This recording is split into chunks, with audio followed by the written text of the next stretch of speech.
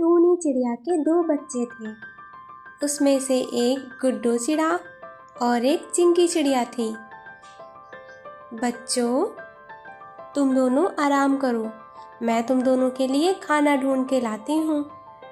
गुड्डू चिड़ा कहता है, जल्दी आना मम्मा। चिंकी चिड़िया कहती है, हाँ मम्मा, जल्दी आना, मुझे तो बहुत डर लगता है। अच्छा ठीक है बच्चों, मैं जल्दी आऊँगी। यह कहकर टूनी चिड़िया वहाँ से उड़ जाती है। धीरे धीरे टूनी के दोनों बच्चे बड़े हो रहे थे। गुड्डू चिड़ा तो धीरे धीरे उड़ने भी लगा था, लेकिन चिंकी चिड़िया नहीं उड़ पाती थी, क्योंकि उसके पास पंख तो थे लेकिन वो बहुत कमज़ोर थे। क्या हुआ चिंकी, तुम उदास क्यों हो? क्या करूं भैया, तुम तो अपने पंखों के साथ पूरे जंगल में उड़ भी लेते हो और मैं उड़ ही नहीं पाती हूँ।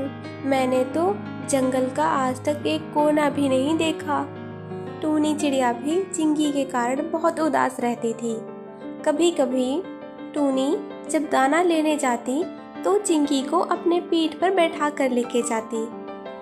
माँ, देखो सब कितने खुश लग रहे हैं, सभी के पास अपने अपने पंख हैं। हाँ बेटा, लेकिन तुम उदास मत हो, मैं तुम्हारे साथ हूँ ना, मैं तुम्हारी सारी इच्छा पूरी करूँगी। रात के समय गुड्डू और टूनी दोनों सो जाते हैं, लेकिन चिंकी को नींद नहीं आती है। वह उड़ते हुए पक्षियों के बारे में ही सोच रही थी।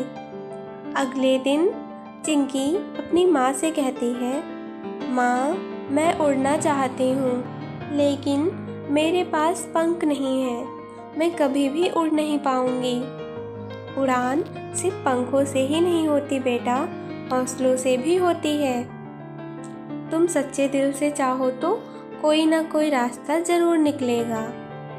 अगले दिन चिंकी ने अपने तरीके से उड़ने की कोशिश शुरू कर दी। सबसे पहले वह पहाड़ पे चढ़कर वहाँ से उड़ने की कोशिश की, ताकि वह हवा से उड़कर ऊपर जा सके, लेकिन वह नीचे गिर जाती है।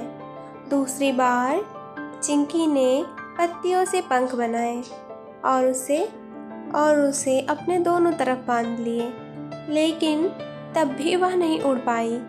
तीसरी बार उसने गुब्बारे को अपने ऊपर बांध लिया और कुछ समय तक ऊपर उड़ती रही। चिंकी के चेहरे पर खुशी थी।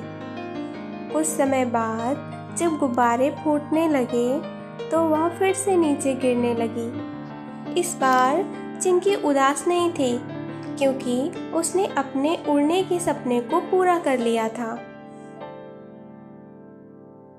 जंगल में एक रहस्यमयी झरना था, जिसका पानी पीने से कोई भी ताकतवर हो सकता था।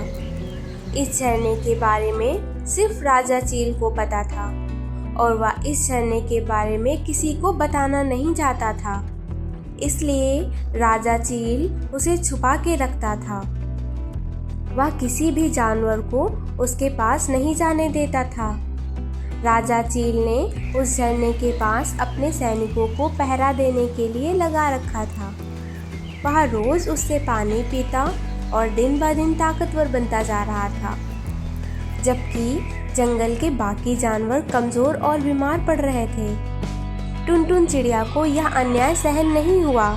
उसने अपने पति चुन्नू, पड़ोसी चीकू चिड़िया व कालू कौवे को बताया और बोली, अगर ऐसा चलता रहा तो पूरा जंगल चील का गुलाम हो जाएगा, हमें कुछ करना होगा। इस बारे में फिर सभी ने सहमति से सर हिलाया और मिलकर एक योजना बनाई।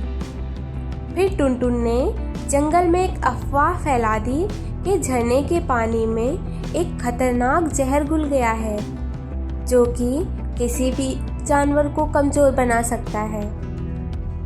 यह खबर सुनते ही पूरा जंगल में हड़कंप मच गया। चील भी डर गया और उसने झरने का पानी पीना बंद कर दिया। अब उसके सैनिक भी पानी से दूर रहते थे। फिर चीकू चिड़िया, कालू कौवा झरने पर नज़र रखने लगे। वहाँ उन्होंने देखा अब कोई भी सैनिक नहीं है। फिर टुनटुन चिड़िया ने तुरंत ही अपने दोस्तों को झरने पर कब्जा करने को बोला और पूरे जंगल में घोषणा कर दी कि झरना किसी एक का नहीं है, यह पूरे जंगल की धरोहर है।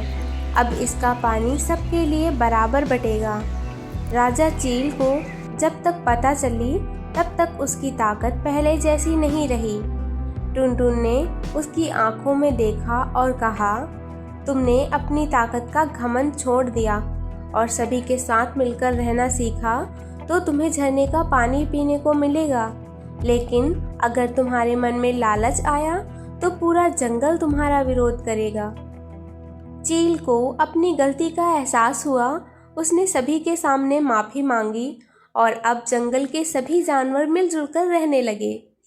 सब झरने का पानी पीते और आराम से हंसी खुशी से रहती थी। उसके पास कोई बड़ा घर नहीं था, ना ही ज़्यादा सुविधाएं थी, लेकिन उसके मन में अपने बच्चों के लिए बहुत प्यार था।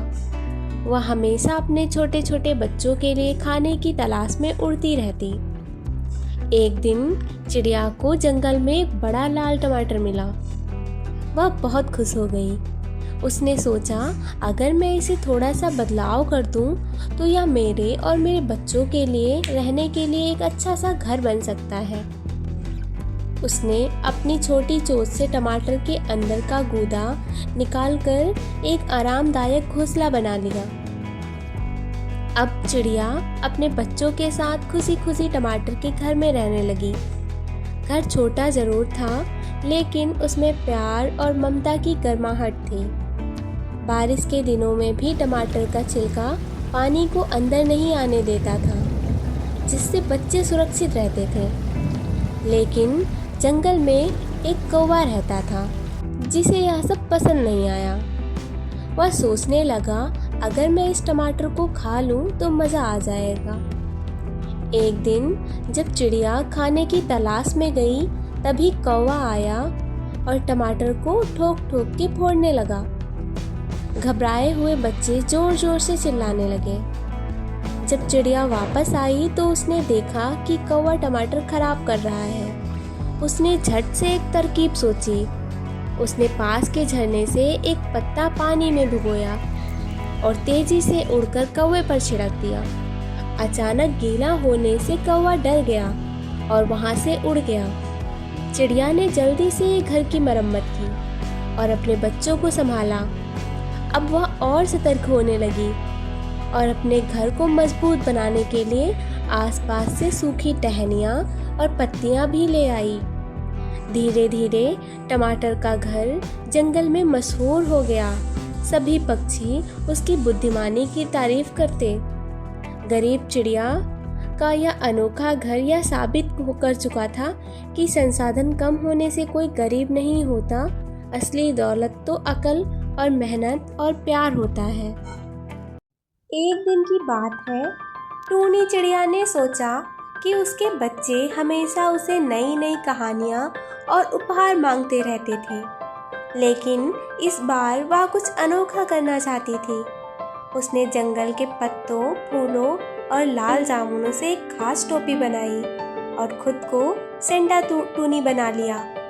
जब उसके बच्चे जागे तो उन्होंने देखा कि उसकी माँ लाल टोपी पहने हंस रही थी और अपनी छोटी सी चोंच से उन्हें उपहार दे रही थी।